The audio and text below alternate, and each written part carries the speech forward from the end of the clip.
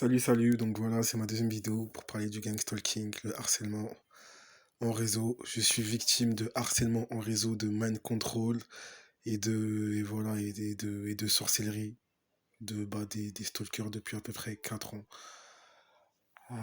Donc comme je disais, ils rentrent chez moi, ils mettent des choses. Pendant un temps, ils ont mis des trucs bizarres dans mes habits. J'ai compris ça. Tous mes habits, je les ai jetés. Entre-temps, j'ai pu en racheter d'autres. Donc ça va un peu. Et ce que je voulais vous dire en fait, pour tous les harceleurs en fait, c'est que de l'hypnose qu'ils font, c'est que de l'hypnose. Encore une fois, c'est que de l'hypnose qu'ils font. C'est aussi simple que ça. Je vous le dis, à chaque fois que vous entendez un bruit, refaites un bruit. Euh, Essayez d'avoir des stylos, vous savez, les stylos à clic. Vous voyez, les stylos à clic, ça ressemble à quoi?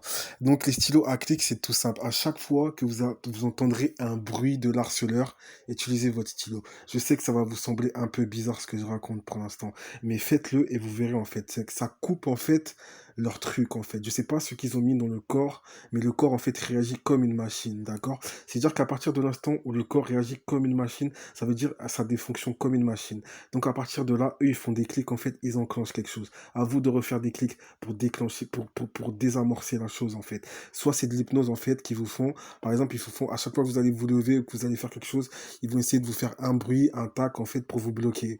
Voilà. C'est-à-dire c'est ce qu'ils essaient de faire même à beaucoup de victimes en fait du harcèlement en réseau. Je sais pas si vous avez remarqué les victimes du gang stalking quand ils font une vidéo pendant un temps ils vont se sentir bloqués, ils vont se sentir chamboulés en fait.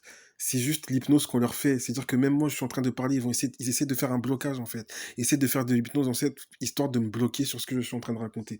Mais bon, Dieu est fort, Dieu est grand.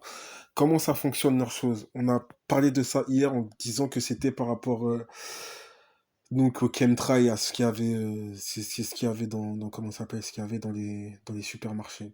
N'oublions pas qu'ils empoisonnent aussi les gens. C'est-à-dire qu'ils tiennent de façon absolue à rentrer chez les gens pour mettre des choses à l'intérieur de ce qu'ils mangent ou de ce qu'ils boivent. Donc je pense que c'est un poison, c'est quelque chose qui leur sert après. Voilà, quelques jours, quelqu'un est rentré chez moi et a mis des choses bizarres dans ma boisson. Et depuis que j'ai bu cette boisson, les harceleurs sont revenus et essaient de me refaire des trucs bizarres. Je pense que c'est du graphène. Bon, on dit le graphène, mais encore une fois, je pense que leur matériel de base, c'est autre chose que le graphène quand même. Le graphène, ça va être voilà, un petit truc en plus. Donc voilà, gang stalking, harcèlement en réseau, vampirisme psychique. Ça a commencé pour moi dans 91 quand j'habitais à Palaiseau. J'habitais dans un bâtiment en fait où j'avais une société qui s'appelait CITGC. Comme par hasard, cette société-là c'est une société en fait d'ingénierie en en météo. Donc vous chercherez bien en météorologique ou je sais plus trop quoi. Voilà, vous trouverez le terme exact. Donc si vous avez bien compris, la boucle c'est simple. Comment les victimes en fait arrivent à devenir victimes? On a dit les chemtrails, on a dit des empoisonnements dans ce qu'ils mangent, ok? Donc vous allez comprendre, vous allez faire le lien en fait en même temps avec cette société-là et le fait que je sois victime. Cette société-là travaille dans tout ce qui est chemtrail. J'habitais dans une zone en fait où il y avait que des chemtrails. Il y avait que des chemtrails. Ils faisaient des trucs bizarres dans le ciel. C'est le 91, allez à Palaiseau. Vous allez voir, ils ont des aéroports bizarres là-bas. Ils ont le CNRS et ils ont plein de trucs bizarres tout autour. Allez faire un tour là-bas, vous allez comprendre un peu c'est quoi cette ville-là. En fait, c'est compliqué, mais tous ces villes-là sont dirigées par un culte, en fait. Les satanistes, en fait, ils sont dans tout ce genre de villes, en fait. Ils sont, enfin, je dis dans ce genre de villes, mais on sait qu'ils sont dans toutes les villes, en fait. Donc, mon harcèlement, il a commencé là-bas. Il y a eu des gens qui rentraient chez moi. Au début, je pensais que c'était je pensais que c'était ma copine, en fait, qui rentrait chez moi, mais je me suis dit, oh, ma copine, si elle vient chez moi, elle va me prévenir. Donc, au début, je disais rien. Je trouvais qu'il y avait des choses qui bougeaient. À chaque fois que je buvais, j'étais bizarre, j'étais pas bien. Je commençais à péter un câble et tout, jusqu'au jour où j'ai compris en fait que c'était un gang stalking, parce que les voisins tapaient contre les murs, et j'ai compris en fait que c'était un vampirisme.